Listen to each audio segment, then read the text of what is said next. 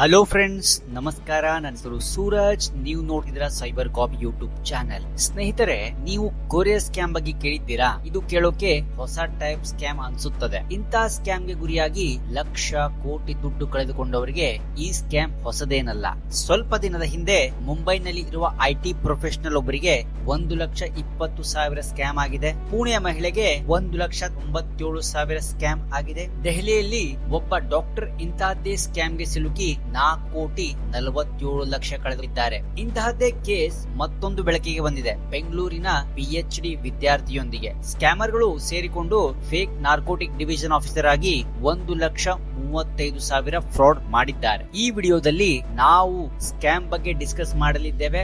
ಈ ಎಲ್ಲಾ ಕೇಸಸ್ಗಳು complaint register ಆಗಿದ್ದಾವೆ. ಈ ಎಲ್ಲಾ ಮಾಹಿತಿ ನಿಮ್ಮನ್ನು ತಲುಪಿಸುವ ನಮ್ಮ ಪ್ರಯತ್ನ.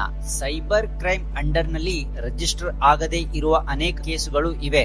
ನೀವೇ ವಿಚಾರ ಮಾಡಿ. ಡಾಕ್ಟರ್, ಐಟಿ ಪ್ರೊಫೆಷನಲ್ ಮತ್ತು PhD ವಿದ್ಯಾರ್ಥಿಗಳಂತಹ ವಿದ್ಯಾವಂತರು ಇಂತಹ ಸ್ಕ್ಯಾಮ್ಗೆ ಗುರಿಯಾಗಿದ್ದಾರೆಂದರೆ ಈ ಸ್ಕ್ಯಾಮ್ ಎಷ್ಟು ಡೇಂಜರಸ್ ಇದೆ ಅಂತ. ಹಾಗಾಗಿ ಇಂತಹ ಸ್ಕ್ಯಾಮ್ಗಳಿಂದ ಸೇಫ್ ಆಗೋದು ಹೇಗೆ ಎಂದು ತಿಳಿಯೋದು ಬಹಳ ಮುಖ್ಯ. ಏಕೆಂದರೆ ಆ ಸ್ಕ್ಯಾಮರ್ ನ ಮುಂದಿನ ಗುರಿ ನೀವೇ ಆಗಿರಬಹುದೇನೋ, ಯಾರಿಗೆ ಗೊತ್ತು. ಹಾಗಿದ್ರೆ ಏನಿದು ಕೊರಿಯರ್ ಸ್ಕ್ಯಾಮ್? ಹೇಗೆ ಇದರಲ್ಲಿ ಜನರನ್ನು ಸಿಲುಕಿಸಲಾಗುತ್ತದೆ?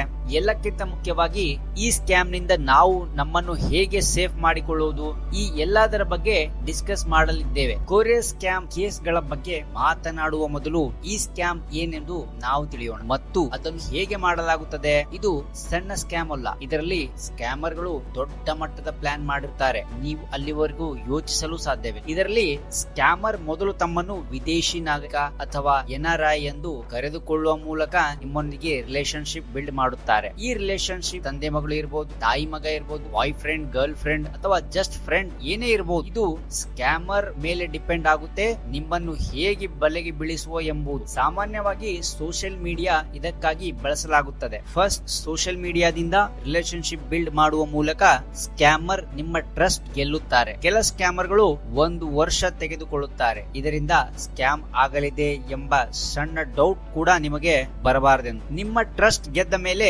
ಉತ್ತಮ ಅವಕಾಶ ನೋಡಿ ಸ್ಕ್ಯಾಮರ್ ತನ್ನ ದೇಶದಿಂದ ನಿಮಗೆ ಗಿಫ್ಟ್ ಅಥವಾ ಉಡುಗೊರೆ ಕಳುಹಿಸಲು ಬಯಸುತ್ತಾನೆ ಎಂದು ಹೇಳುತ್ತಾನೆ. ಅದು ನಿಮ್ಮ ಬರ್ತ್ಡೇ ಅಥವಾ ಎನಿ ಸಂದರ್ಭದಲ್ಲಿ.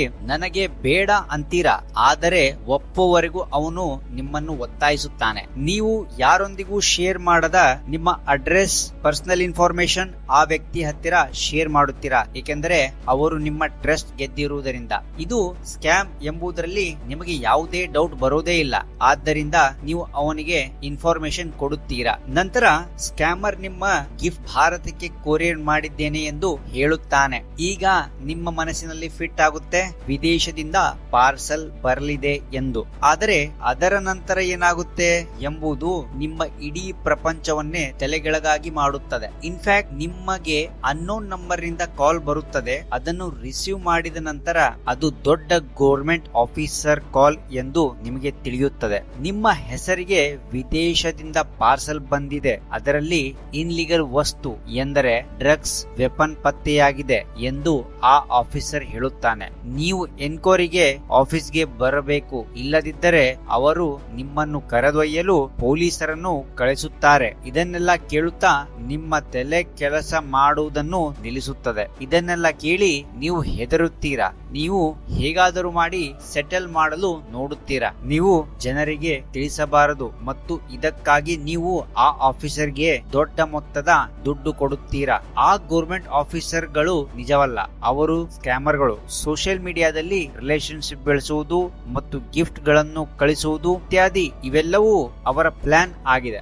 ಸಾಮಾನ್ಯವಾಗಿ ಸ್ಕ್ಯಾಮರ್ ನಿಮ್ಮನ್ನು ಯಾವ ಫೇಕ್ ಕೇಸ್ ನಲ್ಲಿ ಸಿಲುಕಿಸಲು ಬಯಸುತ್ತಾರೆ ಎಂಬುದರ ಮೇಲೆ ಡಿಪೆಂಡ್ ಆಗುತ್ತೆ. ಪಾರ್ಸಲ್ ನಲ್ಲಿರುವ ಇನ್ಲೀಗಲ್ ವಸ್ತುವಿನಂತೆ ಇದು ಯಾವುದೇ ಡ್ರಗ್ಸ್, ವೆಪನ್ ಅಥವಾ ಸಾಕಷ್ಟು ವಿದೇಶಿ ಕ್ಯಾಶ್ ಇವುಗಳಲ್ಲಿ ಯಾವುದಾದರೂ ಆಗಿರಬಹುದು. ಇದರ ಪ್ರಕಾರ ಅವರು ತಮ್ಮನ್ನು ವಿವಿಧ ಡಿಪಾರ್ಟ್ಮೆಂಟ್ ಆಫೀಸರ್ ಗಳನ್ನಾಗಿ ಮಾತನಾಡುತ್ತಾರೆ. ಅವರ ಆಕ್ಟಿಂಗ್ ಎಷ್ಟು ಜಬರ್ದಸ್ತ್ ಇರುತ್ತೆ ಎಂದರೆ ಹೈಲಿ ಎಜುಕೇಟೆಡ್ ಜನರು ಕೂಡ ಸಹ ಅವರನ್ನು ನಿಜವಾದ ಆಫೀಸರ್ ಎಂದು ಅವರ ಜಾಲದಲ್ಲಿ ಸಿಲುಕಿಸುತ್ತಾರೆ. ಈ ಸ್ಕ್ಯಾಮರ್ಗಳು ನಿಮ್ಮನ್ನು ಲೂಟಿ ಮಾಡಲು ವಿಭಿನ್ನವಾಗಿರುವ ವಿಧಾನ ಹುಡುಕುತ್ತಾರೆ. ಇಂತಹದ್ದೊಂದು ಪ್ರಕರಣ ಇತ್ತೀಚೆಗೆ ಬೆಳಕಿಗೆ ಬಂದಿದ್ದು. ಇದರಲ್ಲಿ ಬೆಂಗಳೂರಿನ Indian institute of science PhD ವಿದ್ಯಾರ್ಥಿ ಈ ವಂಚನೆಗೆ ವಂಚನೆಗೆ ಬಲಿಯಾಗಿದ್ದಾಳೆ. ಈ ಹಗರಣದ ಬಗ್ಗೆ ಪೊಲೀಸ್ ದೂರು ಕೂಡ ದಾಖಲಿಸಿದ್ದಳು. ಇಂಡಿಯನ್ ಎಕ್ಸ್‌ಪ್ರೆಸ್ ವರದಿಯ ಪ್ರಕಾರ ವಿದ್ಯಾರ್ಥಿ ಸುಮಾರು 1,34,655 ರೂಪಾಯಿ ಪಾರ್ಸಲ್ಗೆ ಸಂಬಂಧಿಸಿದ ಫೋನ್ ಕರೆ ಬಂದಿತ್ತು ಎಂದು ಸಂತ್ರಸ್ತೆ ಹೇಳಿದ್ದಾಳೆ. ಕರೆಯಲ್ಲಿ ವಂಚಕನು ತಾನು ಫಿಡೆಕ್ಸ್ ಎಂಪ್ಲಾಯ್ ಎಂದು ಹೇಳಿಕೊಂಡನು ಮತ್ತು ಬಂದ ಪಾರ್ಸಲ್ ನಲ್ಲಿ ಇನ್ಲೀಗಲ್ ಪ್ರಾಡಕ್ಟ್ಸ್ ಬಂದಿದ್ದ ಬಗ್ಗೆ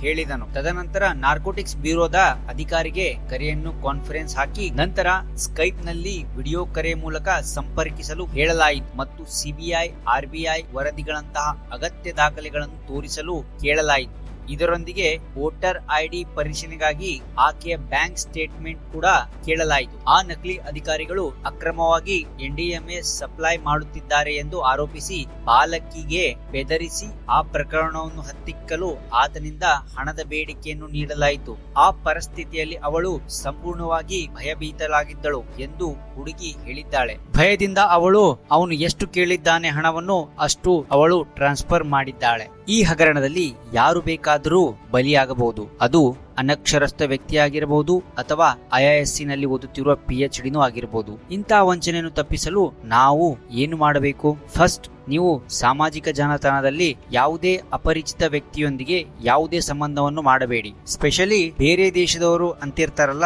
ಅಂತವರನ್ನು. ನೀವು ಯಾರೊಂದಿಗಾದರೂ ಸಂಬಂಧವನ್ನು ಹೊಂದಿದ್ದರೆ ಅಂತವರಿಂದ ಗಿಫ್ಟ್ ಸ್ವೀಕರಿಸುವುದಿಲ್ಲ ಎಂದು ಹೇಳಿ. ಅವನು ನಿಮಗೆ ಗಿಫ್ಟ್ ಕಳಿಸಲು ಬಹಳ ಒತ್ತಾಯ ಮಾಡಿದರೆ ಅದು ನೀವು ತಿಳಿದುಕೊಳ್ಳಿ ಅವನು ಸ್ಕ್ಯಾಮರ್ ಆಗಿರಬಹುದು ಎಂದು. ಇಂತಹ ವಿಷಯಗಳನ್ನು ತಿಳಿದುಕೊಳ್ಳಲು ನಮ್ಮ ಚಾನೆಲ್ನ ಸಬ್ಸ್ಕ್ರೈಬ್ ಮಾಡಿ. ಸ್ಕ್ಯಾಮ್ಗಳಿಂದ ಅಲರ್ಟ್ ಇರಿ. ನೀವೇನಾದರೂ ಇಂತಹ ಸ್ಕ್ಯಾಮ್ಗಳಿಗೆ ಗುರಿಯಾಗಿದ್ದರೆ ನಮ್ಮ ಮೇಲ್ಗೆ ನಿಮ್ಮ ಸಂಪೂರ್ಣ ವಿಳಾಸವನ್ನು ತಿಳಿಸಿ ನಿಮ್ಮನ್ನ ನಾವು ಸಂಪರ್ಕಿಸುವ ಪ್ರಯತ್ನ ಮಾಡುತ್ತೇವೆ.